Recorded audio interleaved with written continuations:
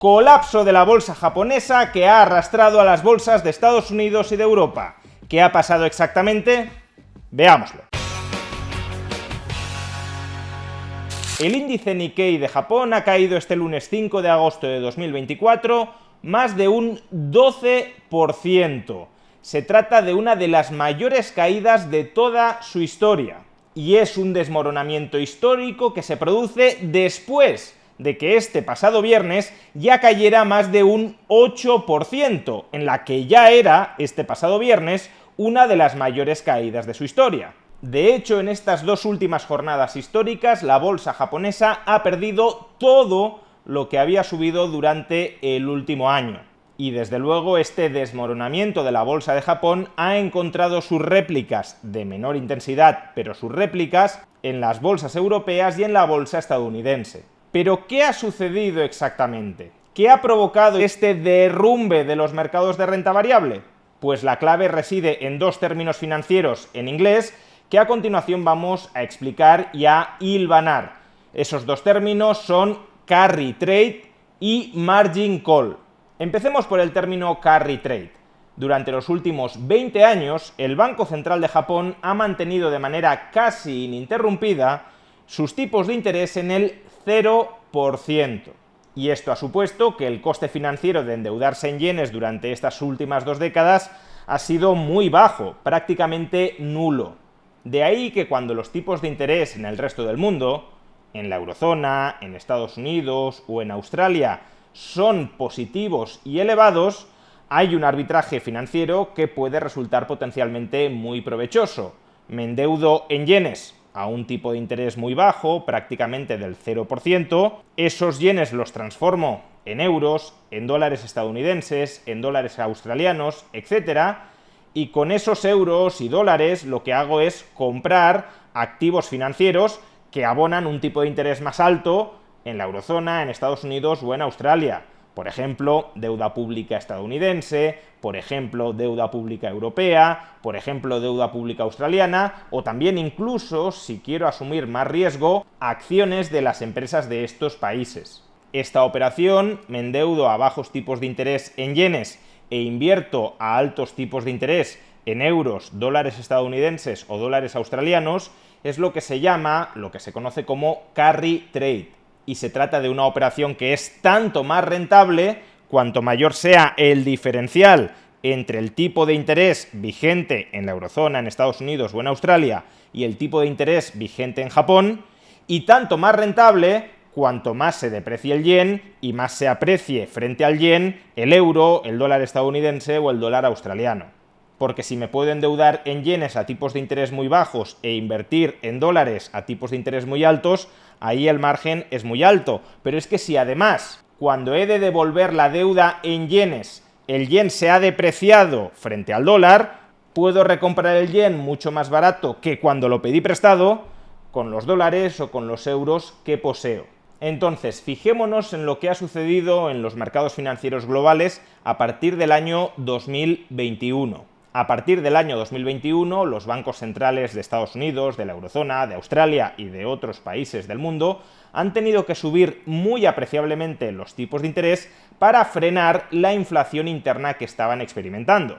Y al mismo tiempo, sin embargo, el Banco Central de Japón no subió sus tipos de interés. Por tanto, el diferencial entre el tipo de interés estadounidense y el tipo de interés de Japón se ensanchó con respecto a los años anteriores, porque el Banco Central de Japón mantuvo sus tipos de interés al 0% y la Fed, el Banco Central Europeo, etc., incrementaron sus propios tipos de interés. A partir del año 2021, la operación del carry trade se volvió mucho más rentable de lo que era antes, es decir, muchos más inversores dentro y fuera de Japón comenzaron a endeudarse en yenes para invertir fuera de Japón, para invertir en Estados Unidos, en Europa, en Australia, etc. Y claro, además, en un primer momento, la consecuencia de esta adopción de posiciones cortas en yenes y de posiciones largas en dólares o euros fue que el yen se depreció frente al dólar o frente al euro. De hecho, el tipo de cambio del yen frente al dólar marcó su mínimo desde la década de los 80 hace apenas un mes. Todo el mundo endeudándose en yenes para comprar dólares o para comprar euros, y por tanto el dólar o el euro hacia arriba y el yen hacia abajo. Y claro, cuanto más se depreciaba el yen y cuanto más se esperaba que se siguiera depreciando el yen, más rentable resultaba la operación del carry trade, porque no solo te quedabas con el diferencial de tipos de interés entre Estados Unidos o Europa y Japón, sino que además te embolsabas la ganancia cambiaria por la depreciación del yen. Pero todo esto empezó a torcerse durante los últimos días. Y es que durante los últimos días el Banco Central de Japón anunció que subía los tipos de interés desde el 0% al 0,25%. ¿Y por qué los subía? Pues porque la inflación parece haberse enquistado en Japón por encima del 2% e incluso del 2,5%. Y por tanto, para tratar de contrarrestar esa inflación persistente, hay que subir un poquito los tipos de interés. Un 0,25% hoy y probablemente en el futuro, sugirió el Banco Central de Japón, seguirían subiendo algo más. Y por otro lado, la acumulación de malos datos económicos, no solo en Europa, sino también y sobre todo en Estados Unidos, que esta es la verdadera novedad. Europa ya sabíamos desde hace meses que estaba débil, pero Estados Unidos parecía que estaba muy fuerte y durante las últimas semanas se han empezado a acumular malos datos económicos, especialmente en materia de empleo.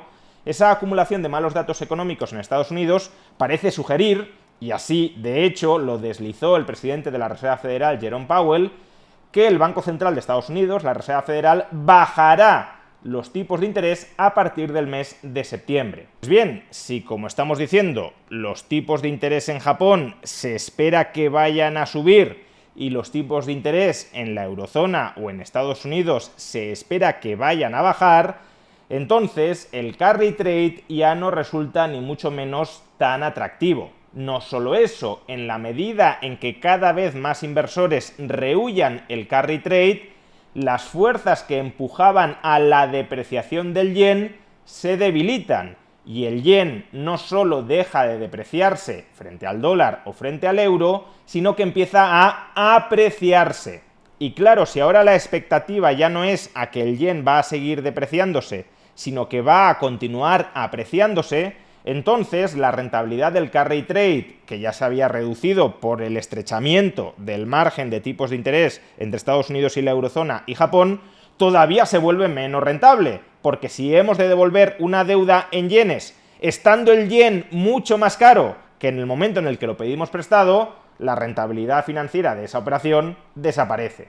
Con lo cual, muchos inversores que mantenían posiciones abiertas en este carry trade, es decir, que seguían endeudados en yenes e invertidos en dólares o en euros, viendo que la rentabilidad potencial de esa operación se va reduciendo y que su riesgo va aumentando, lo que van buscando hacer es deshacer ese carry trade, es decir, vender parte de sus activos, ya sean activos denominados en euros, activos denominados en dólares o activos denominados en yenes, para amortizar, para cancelar, para cerrar su deuda en yenes. Y claro, esta liquidación de activos para cancelar, para amortizar pasivos, lo que provoca es una caída del precio de esos activos que se están liquidando. Que esto es lo que explicamos en el vídeo del pasado sábado, en el que ya alertamos de que el miedo estaba regresando a los mercados. Hasta el pasado viernes, el Nasdaq, el índice tecnológico estadounidense, había acumulado una caída del 10%. ¿Por qué? Pues porque se habían ido liquidando posiciones, entre otras razones, para amortizar la deuda que los inversores mantenían en yenes. Y aquí es donde entra el segundo término financiero del que hemos hablado al principio, el margin call. Cuando un inversor pide financiación, normalmente pide financiación respaldada por una determinada garantía, que en los mercados financieros suelen ser activos financieros. Y el que le concede esa financiación al inversor le dice: yo te presto 100, pero para respaldar el repago, la capacidad de amortización de esas 100, me has de proporcionar una garantía en forma de activos financieros con un valor de 180. Porque claro, si yo vendo esos activos que valen 180 en el mercado, seguro que me podré recobrar las 100 que te estoy prestando. Ahora bien, el valor de esos activos financieros oscila diariamente en el mercado.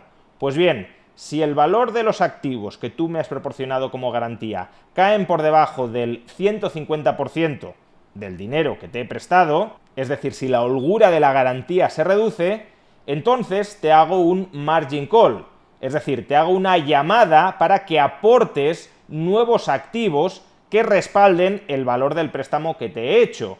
Y si tú eres incapaz de atender ese margin call, es decir, si eres incapaz de hacer una aportación de nuevos activos para que tus garantías totales sean iguales al menos al 150% del dinero que te he prestado, entonces lo que voy a hacer es liquidar, vender forzosamente los activos que tú me has proporcionado como garantía para recobrarme el dinero que te presté. Y eso es lo que ha sucedido fundamentalmente en la bolsa japonesa y también, en menor medida, en las otras bolsas internacionales. Ha habido un margin call global que aquellos que solicitaron financiación en yenes no han sido capaces de atender. Y como no han sido capaces de atenderlo, se han liquidado forzosamente los activos en dólares, euros y sobre todo yenes que aportaron como garantía para obtener la financiación a bajísimos tipos de interés en yenes. Y claro, si se venden masivamente, sea cual sea el precio de venta, acciones en yenes que se habían aportado como garantía para obtener esa financiación en yenes, lo que sucede es que el índice bursátil de Japón se desploma. De momento, por tanto, estamos ante una fortísima contracción de los mercados financieros de renta variable, especialmente en Japón. Pero esto, al menos de momento, todavía no se ha trasladado a la economía real. ¿Cómo podría potencialmente esto trasladarse a la economía real? Pues a través de dos canales. El primer canal es el canal de las expectativas. Si se genera mucha incertidumbre en los mercados financieros, esa incertidumbre también se puede trasladar a la economía real. Si el pesimismo empieza a cundir en los mercados financieros, ese pesimismo puede terminar importándose a la economía real. Y más pesimismo sobre el futuro, más incertidumbre sobre el futuro, es menos inversión real dentro de la economía. Y el segundo canal es el canal del crédito. Si estas rondas de liquidaciones de activos para atender los margin calls descapitalizan de manera muy sustancial a aquellos que estaban proporcionando financiación a los inversores, un sector financiero descapitalizado en un contexto, además, de precios de los activos bursátiles más bajos, puede llevar a una menor concesión de crédito para la economía real. Y menos crédito para la economía real significa también menor capacidad de inversión. Por tanto, por estas dos vías, el canal de las expectativas y el canal del crédito, por estas dos vías, la inversión que termina llegando a la economía real podría contraerse, y si se contrae la inversión a la economía real, se contrae la creación de empleo y a través de menor creación de empleo también se contrae el consumo y en última instancia el crecimiento económico. ¿Es esto lo que terminará sucediendo? Pues está por ver, porque obviamente los bancos centrales de Estados Unidos y de la eurozona también van a reaccionar a esta situación de incertidumbre económica y de potencial restricción crediticia. En lo que ahora mismo confían los mercados que va a suceder, veremos si sucede, pero en lo que ahora mismo confían los mercados que va a suceder es que tanto el Banco Central de Estados Unidos como el Banco Central de la eurozona comiencen a bajar de manera agresiva los tipos de interés, con el objetivo de reinflar el optimismo en los mercados financieros y de volver más laxo el acceso al crédito. Y desde luego puede pasar que la Fed y el Banco Central Europeo bajen mucho los tipos de interés y esa bajada contundente de los tipos de interés reinfle el optimismo y la laxitud crediticia dentro de los mercados, evitando por tanto una contracción de la economía real. Pero, aunque sea esto lo que termine sucediendo, aunque los bancos centrales de Estados Unidos y de la eurozona consigan, mediante bajadas contundentes de los tipos de interés, reanimar el optimismo y la laxitud crediticia en los mercados financieros, recordemos que ha sido la propia laxitud crediticia del Banco Central de Japón el que ha provocado este monstruo financiero del carry trade que ahora está colapsando. Y por tanto, una excesiva laxitud crediticia de la Fed o del Banco Central Europeo también podría crear en el futuro otros monstruos financieros que en su momento terminen despertándose.